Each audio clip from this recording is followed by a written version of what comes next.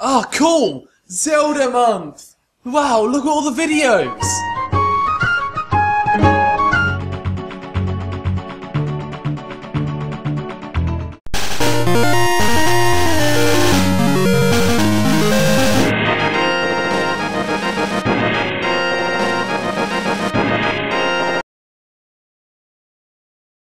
Hello, I am Zabraxi, and this is Zelda month.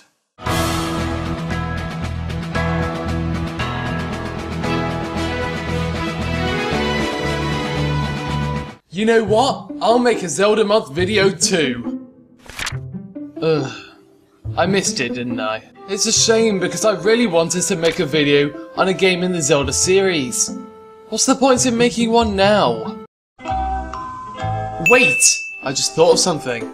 A way to get this video out for Zelda month. We're going to have to go back in time.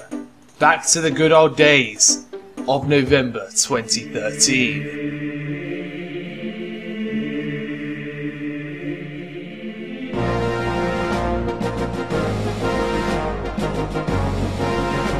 So step up to the stage, The Legend of Zelda Twilight Princess, and let's see if you amaze me.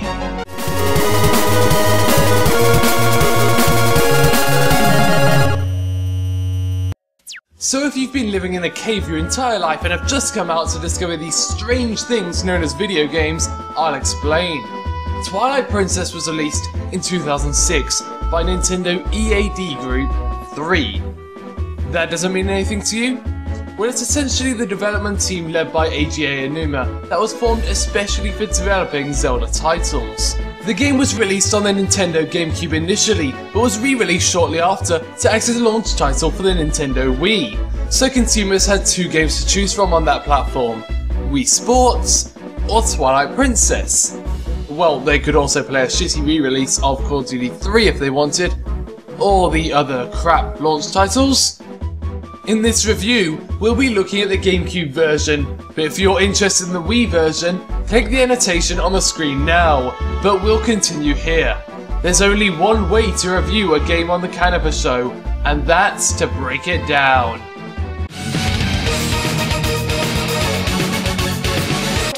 Now the gameplay is where Twilight Princess excels. Yes, excels above any other Legend of Zelda game to date. Now I've always considered the most important part of Zelda titles to be the dungeons and items. These are where the games show their really unique elements. Let's use Ocarina of Time as an example. Which part of the game stood out more? Fighting Dark Link in the Water Temple or walking around the dull and empty Hyrule Fields? Yeah, so shut up and listen. Here is what Twilight Princess's dungeons offer. Fighting a dragon in the sky, using a spinner to kill a giant floating skull, and controlling massive golems with a Dominion Rod. Each dungeon has a completely different atmosphere with interesting environments and unique puzzles. And of course, this is a Legend of Zelda game, so the majority of Twilight Princess you'll be using a sword. Whether it be the wooden sword, Orden sword, Master Sword, or even the shiny Master Sword, you're going to be using it to defeat your enemies in some way. But how does the game stop this from becoming dull and repetitive? Sword skills taught from the hero of time himself. Is it just me, or is this fucking cool as hell? There is just so much to talk about when it comes to Twilight Princess.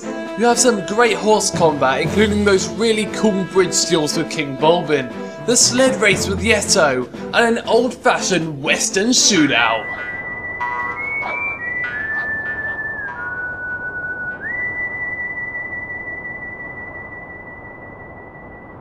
So yeah, the gameplay in Twilight Princess is absolutely flawless. Maybe even better than flawless. 11 out of 10. Wait! Maybe even 12 out of 10. Hey, you fucking douchebag! Talk about the wolf! Fucking asshole! Okay, fine, let's talk about the wolf. As you may be aware, each Zelda game has a unique mechanic to set it apart from the other games, such as the shrinking in Minish Cap and the masks in Majora's Mask. In Twilight Princess, you take on the form of the sacred beast, Wolf Link. Now remember what I was saying earlier about how the sword skills stop the combat from becoming dull and repetitive? Well, due to any progression in the wolf combat, the game gets incredibly boring in these sections. without even the items that Link procures, every time you are forced into wolf form, it becomes a case of can't wait to become human again, and just becomes a drag.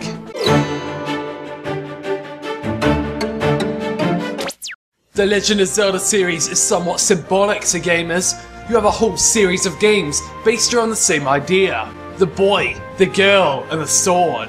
This is something that some critics have considered to be the downside to the Zelda series. We get feminists questioning why Zelda can't be the hero. We get others asking why there are so many recurring characters and themes. The answer to this is in the title of the series itself, The Legend of Zelda. This is a legend passed down throughout the timeline. These events will continue to repeat again and again, often a different Link, maybe a different setting, but always the same legend.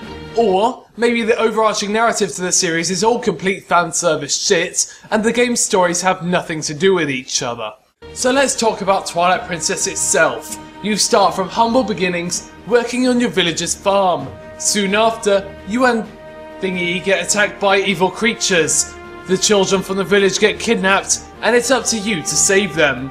Oh, so is this game not about saving Zelda? Do we save, Ilia instead? Is this the Legend of Ilia? No, she's just, well, there. So Link gets dragged into this Twilight Zone, gets turned into a furry, gets locked up, and then meets Midna. Step aside, Mr. Boat. Midna is my favourite Zelda companion of all time. You know why? She doesn't give a fuck. Oh, you just got turned into a wolf, and now your closest friends attack you? Fuck you, she doesn't care. Just save her Teletubby friends, get her a new hat, and do your job. But wait, it's not all like that. Along the way, you start to grow closer as companions, even to the point where Midna asks if you will go and save Teletubby Land, instead of just telling you.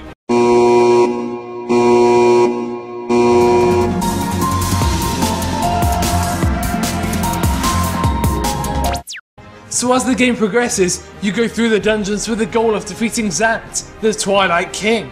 But then, near the end, the game tells you, no, the real enemy was Ganondorf all along.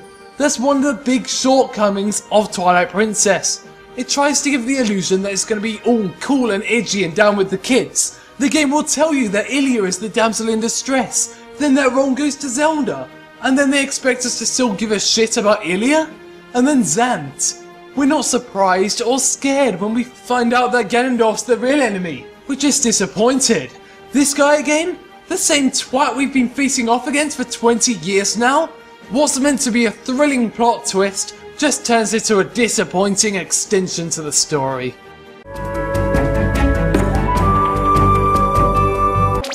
Now we're in a bit of a pickle. We have here a game that exists within 2 generations. A game that was released at the end of the era of the Gamecube, but at the start of the era of the Wii. So what standards do I grade it against? Since we're reviewing the Gamecube version, we'll rate it based on that. But do note that if you're expecting the Wii version to be vastly superior, then you're wrong. The Wii version is just a port. Don't be expecting anything next gen with it. I mean, current gen. Wait, past gen? This is making no sense. But let's stop talking shit and get into the meat of it. Instead of just talking about the tech, let's talk about what they do with it. Now, Twilight Princess brings in a lot more detail and gritty textures to show this world. With dull, muted colours, the art style consistently stops the game from being bright and vibrant like other titles in the series.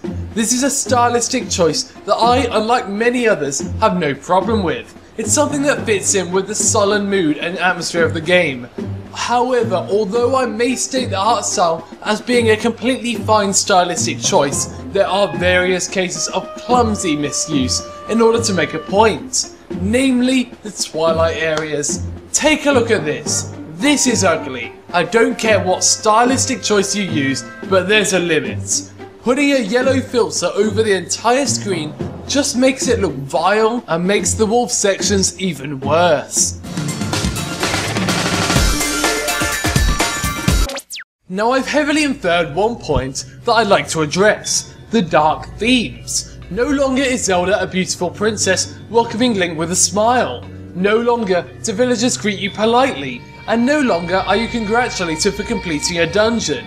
Now, because of these themes and the atmosphere of dread and fear, many people draw parallels between this game and Majora's Mask, the infamously dark and twisted sequel to Ocarina of Time. Whilst Majora's Mask is praised for these themes, Twilight Princess is often jeered at with phrases such as, "It tries too hard to be dark," just like Neil Armstrong tried too hard to get to the moon. Twilight Princess succeeds in cutting you down every time you feel accomplished, giving you no sense of achievement or community, forcing you to fight those that you tried to save, and turning even your greatest allies against you. Only at the very end are you greeted with some sort of accomplishment and cooperation, making the final dungeon one of the best in the entire Zelda franchise. Twilight Princess is truly a great addition to the Legend of Zelda series, and treats the brand with full respect. Okay, so I've talked a lot about the atmosphere so far, so I'll let you decide whether that's reflected in the music or not. I will play sections from the main themes of Skyward Sword and Wind Waker, two very upbeat and bright games. Then I will play the main theme of Twilight Princess. Now I want you to close your eyes and try and take in the atmosphere and tone that these pieces convey. We'll start with Skyward Sword.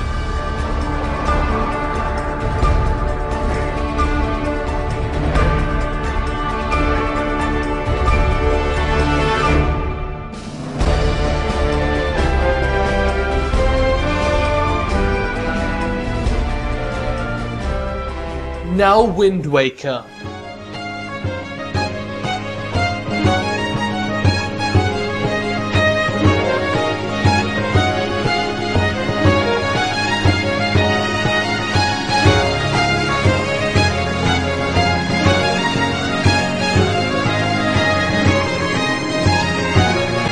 And finally, Twilight Princess.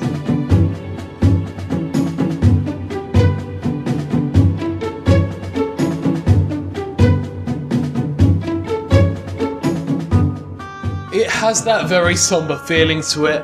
While Skyward Sword's theme is uplifting and Wind Waker's gives you this sense of adventure, Twilight Princess's stays on the same level. It kind of conveys a mood of hope, and that's something that fits into the story itself. Everything may be going to hell, but there's still hope.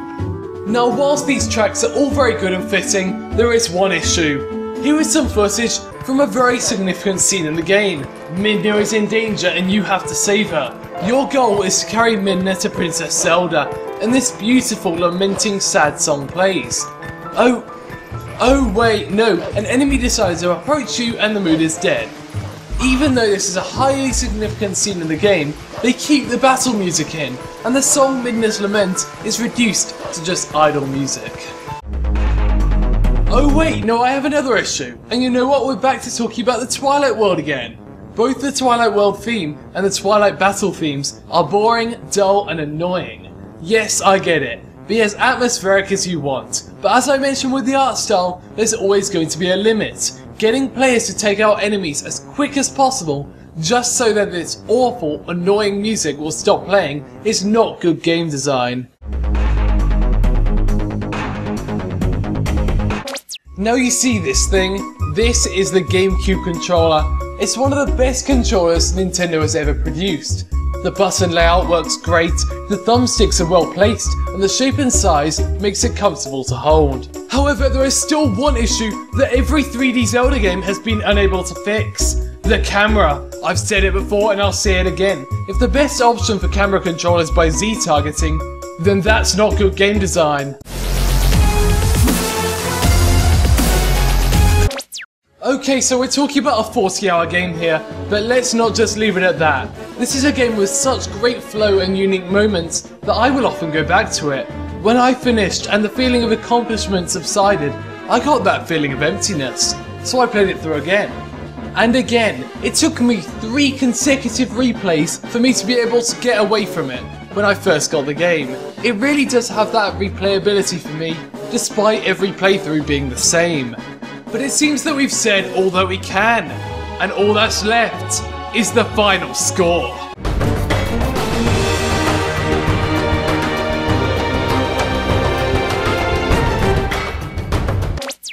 Look at those brand new scorecards. A special thank you to Will from Dexterity for these. So let's begin. The gameplay within Twilight Princess is top notch. With some of the best items and dungeons in the series, the game allows for great memorable moments and interesting mechanics. Unfortunately, the lack of progression in wolf form brings this down. I gave the gameplay an 8. The story brings in some great new characters, an interesting dark plot, and fits nicely into the legend of Zelda. Unfortunately, the lack of detail or development for characters such as Ilya and Zant brought this down massively. This brought down the story to a 4. The graphics are very unique within the Legend of Zelda series, intentionally bringing down the colour tones to fit in with the very sullen story, which is a good stylistic touch. However, the stupid yellow filter that they put over the Twilight world just makes this part of the game just seem ugly. I gave the graphics a 6. When it comes to the appeal, Twilight Princess treats the Zelda brand with full respect, adding in some dark themes reminiscent of Ocarina of Time and Majora's Mask. The constant suppression of your feeling of success creates this really interesting somber feel to the game. The appeal for Twilight Princess gets a 10. Now, whilst the layout of the Gamecube controller is heavily utilised and supported within the game, Nintendo still fails to work out proper smooth camera control. I gave the controls a 9. And finally, the sound. Whilst the music does fit the game perfectly with great tracks for each area, it's the game's use of these tracks that really brings it down. Interrupting a powerful scene in the game just because enemies approached you is just ridiculous. In the end, I gave the sound a 7.5. And so it looks like we're finally down to the final score.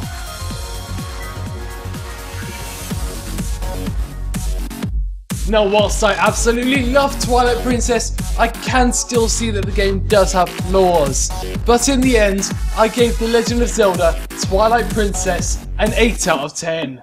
I recommend this game to any fans of the Zelda franchise, but I also recommend it as an entry point to the series. The game isn't too difficult, and there is only a few big references to past titles, making this a great game to enter the series from. So that's the end of my third review. I'd like to thank the Flying Priest for politely reminding me about the wolf parts of this game, and Will from Dexterity for the brilliant scorecards he made for me. If you enjoyed this video, feel free to subscribe, but for now, I've run out of things to say, so... Please again. Won't have a repair. You've got reduced space. Hot for report?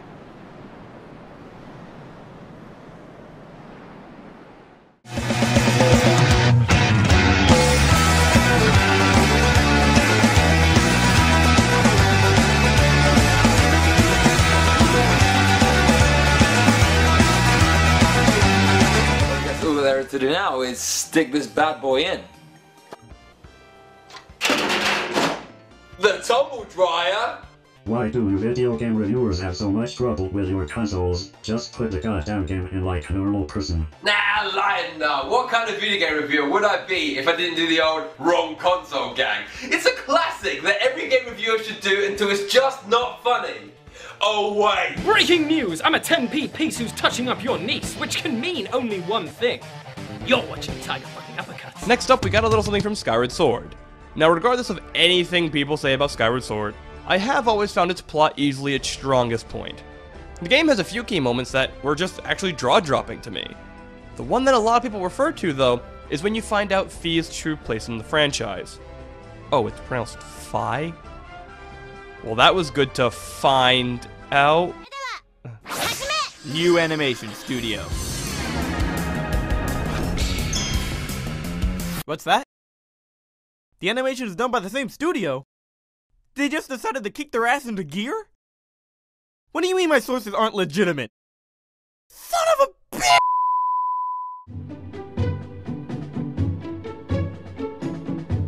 Okay, time to upload. Oh, come on!